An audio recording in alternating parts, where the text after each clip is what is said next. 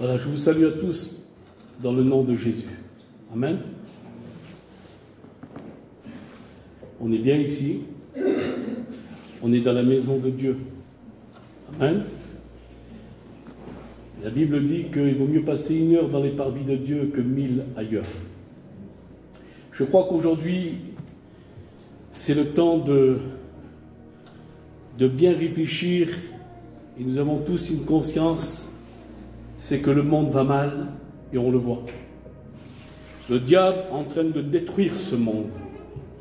Le diable, il a juré la perte de tous les hommes. Lorsqu'il a été précipité du ciel, la Bible dit qu'il est descendu avec une grande colère. Écoutez bien, soyez attentifs, s'il vous plaît. Il est descendu avec une grande colère. Et il a juré la perte de tous les hommes. Écoutez, ce n'est pas des histoires que ce soir je vous veux prêcher. Parce que si ce seraient des histoires, je ne serais pas là. Ce n'est pas des fables. C'est vivant, c'est véritable, c'est la parole de Dieu. Et vous savez, laissez-moi vous dire que dans ce monde, nous ne voyons pas le surnaturel, mais à savoir qu'il y a des milliers et des millions, je dirais, de démons, des esprits impurs. L'apôtre Paul dira que ce sont des esprits méchants dans les lieux célestes. Ils sont dans les airs et on ne les voit pas. Ils sont dans les airs et on ne les voit pas. Et ils font beaucoup de dégâts. Ils font beaucoup de dégâts. Ils ont un objectif, c'est détruire la créature de Dieu. Vous savez pourquoi? Parce que lorsque Dieu a créé l'homme, en quelque sorte, il a dit, voici ma plus belle créature. Et le diable n'a été jaloux, parce que le diable, c'est une créature. Il a été créé, mais à savoir, lorsque Dieu a créé l'homme, il a dit comme cela, en quelque sorte, voici ma plus belle créature. L'homme a été créé à l'image de Dieu. À l'image de Dieu.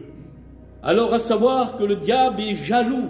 C'est pour cela que dans le jardin d'Éden, qu'il a trompé la créature de Dieu par jalousie. Et lui, il a un objectif, c'est détruire. Parce que lui, il y reste peu de temps. À savoir qu'il joue ses dernières cartes dans ces temps de la fin pour amener le plus possible avec lui dans l'enfer, dans la géhenne. Pourquoi? Bien tout simplement parce que Dieu a créé l'enfer. Il l'a créé pour Satan et pour ses démons. Mais ce que le diable veut, lui, ne pas passer l'éternité dans les flammes. Alors il veut amener avec lui la créature de Dieu. C'est pour cela que dans Jean 10, il dira, il est venu pour égorger, pour dérober, pour voler. Le monde va mal. Le monde va mal. Et laissez-moi vous dire une chose qui est très importante dans ce monde. C'est un monde égoïste. On peut dire un monde égoïste. Mais à savoir une chose, que Jésus, le Fils de Dieu, n'a pas été égoïste, lui.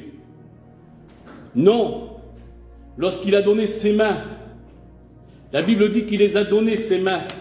Ses mains, l'endroit qui est le plus fragile, le plus douloureux, les mains.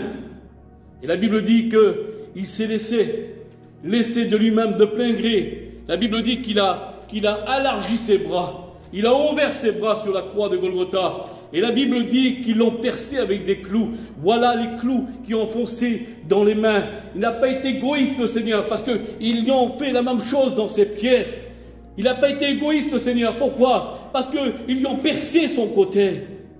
Il n'a pas été égoïste, le Seigneur. Pourquoi? Parce qu'il a offert son corps pour l'humanité. Pour tout individu dans ce monde. Car il n'y a pas de race en Dieu. Il n'y a qu'une seule race en Dieu. C'est la race humaine créée à l'image de Dieu.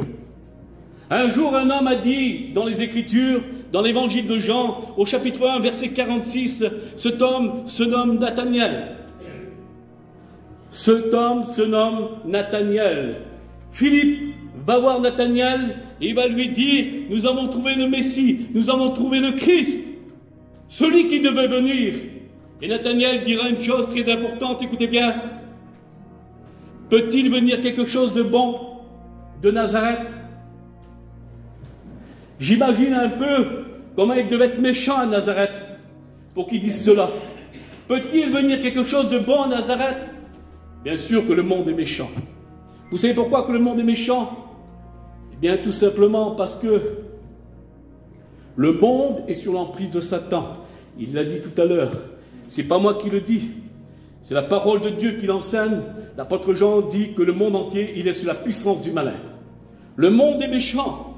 Et tout homme sur cette terre, il naît avec le péché. Toute femme sur cette terre, il naît avec le péché. Nous naissons tous avec la méchanceté.